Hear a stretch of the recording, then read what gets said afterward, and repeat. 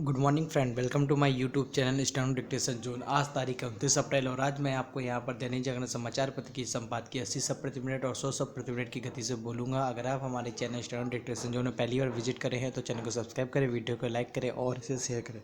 तो आइए 80 शब्द प्रति मिनट संपादकीय स्टार्ट होगी 5 सेकेंड बाद।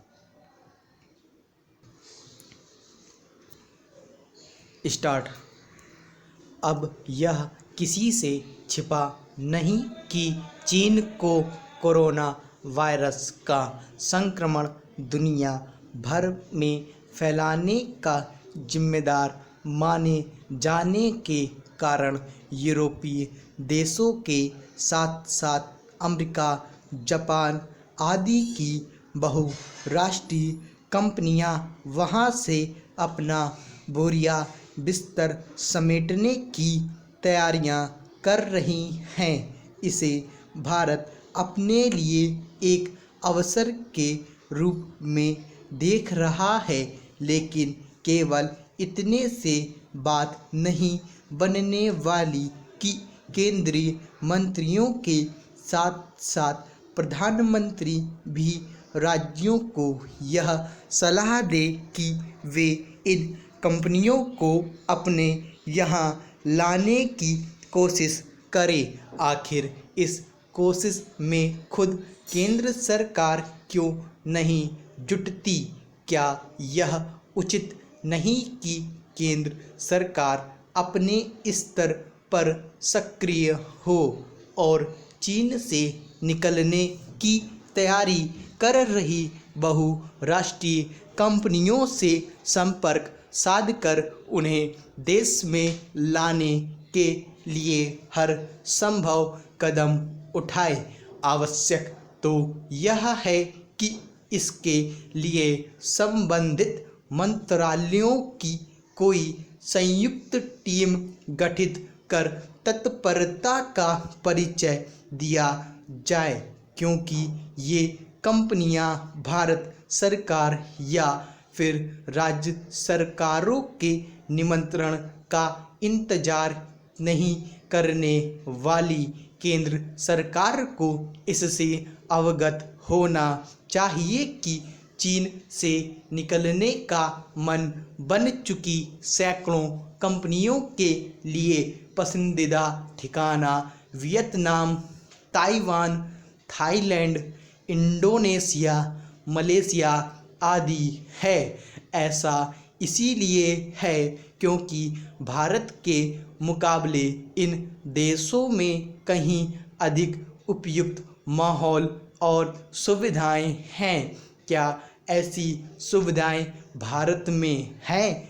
दावे कैसे भी किए जाए, हकीकत कुछ और ही है।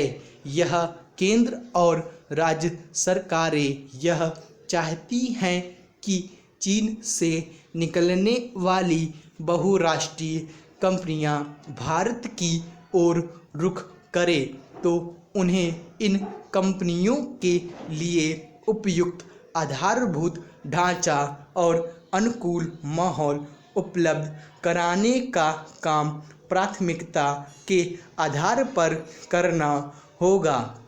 सरकारें इससे परिचित ही होंगी कि ज़रूरत केवल श्रम कानूनों को दुरुस्त करने की ही नहीं, नौकरशाही के मिजाज को भी ठीक करने की है। यह आसान काम नहीं। यह सही है कि बीते कुछ समय में देश में कारोबारी माहौल एक हद तक सुगम बना है, लेकिन अभी वह इतना आकर्षक भी नहीं कि बहुराष्ट्रीय कंपनियां भारत की ओर खींचे चली आएं।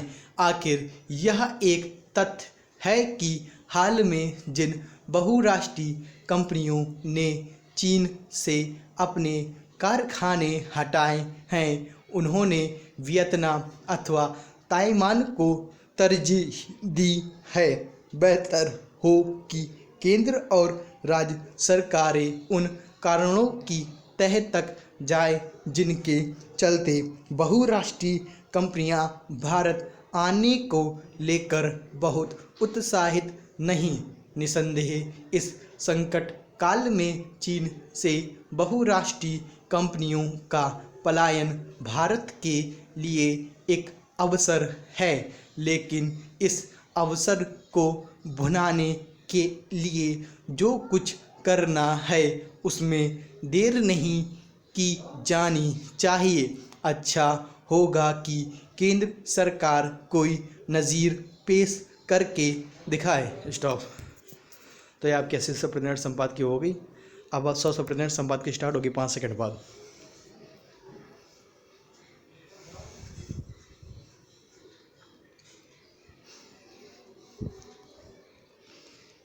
स्टार्ट। अब यह किसी से छिपा नहीं कि चीन को कोरोना वायरस का संक्रमण दुनिया भर में फैलाने का जिम्मेदार माने जाने के कारण यूरोपीय देशों के साथ साथ अमेरिका, जापान आदि की बहुराष्ट्रीय कंपनियां वहां से अपना बोरिया बिस्तर समेटने की तैयारी कर रही है। इसे भारत अपने लिए एक अवसर के रूप में देख रहा है, लेकिन केवल इतने से बात नहीं बनने वाली कि केंद्रीय मंत्रियों के साथ साथ प्रधानमंत्री भी राज्यों को यह सलाह दे कि वे इन कंपनियों को अपने यहाँ लाने की कोशिश करें। आखिर इस कोशिश में खुद केंद्र सरकार क्यों नहीं जुटती? क्या यह उचित नहीं कि केंद्र सरकार अपने स्तर पर सक्रिय हो और चीन से निकलने की तैयारी कर रही बहुराष्ट्रीय कंपनियों से संपर्क साधकर उन्हें देश में लाने के लिए हर संभव कदम उठाए?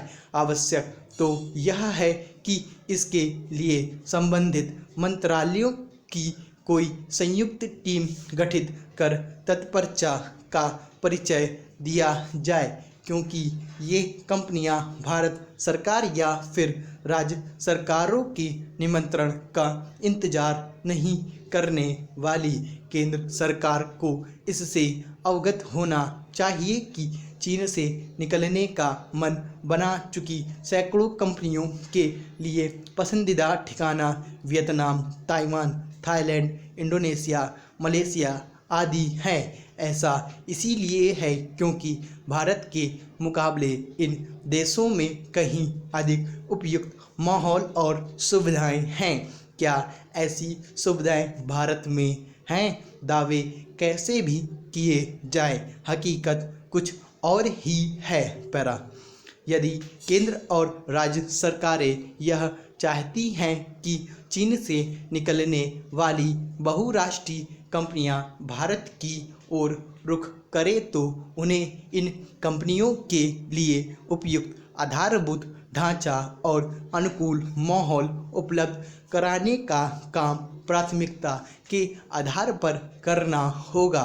सरकारें इससे परिचित ही होंगी कि ज़रूरत केवल श्रम कानूनों को दुरुस्त करने की ही नहीं, नौकरशाही के मिजाज को भी ठीक करने की है। यह आसान काम नहीं है। यह सही है कि बीते कुछ समय में देश में कारोबारी माहौल एक हद तक सुगम बना है, लेकिन अभी वह इतना आकर्षक भी नहीं कि बहुराष्ट्रीय कंपनियां भारत की ओर खिंची चली आएं। आखिर यह एक तथ्य है कि हाल में जिन बहुराष्ट्रीय कंपनियों ने चीन से अपने कारखाने हटाए हैं, उन्होंने वियतनाम अथवा ताइवान को तरजीह दी है। बेहतर हो कि केंद्र और राज्य सरकारें उन कारणों की तह तक जाएं जिनके चलते बहुराष्ट्रीय कंपनियां भारत आने को लेकर बहुत उत्साहित नहीं। निसंदेह इस संकट काल में चीन से बहुराष्ट्रीय कंपनियों का पलायन भारत के लिए एक अवसर है, लेकिन इस अवसर को भुनाने के लिए जो कुछ करना है उसमें देर नहीं की जानी चाहिए। अच्छा होगा कि केंद्र सरकार कोई नज़ीर पेश करके दिखाए। स्टॉप। तो ये आपके 100 प्रति मिनट संपादकी होगी। आशा करते हैं आप लोगों ने अच्छे तरीके से लिखा होगा। ऐसी डिक्टेशन लिखने के लिए हमारे यूट्यूब चैनल सब्सक्राइब करें। Thanks for watching this video.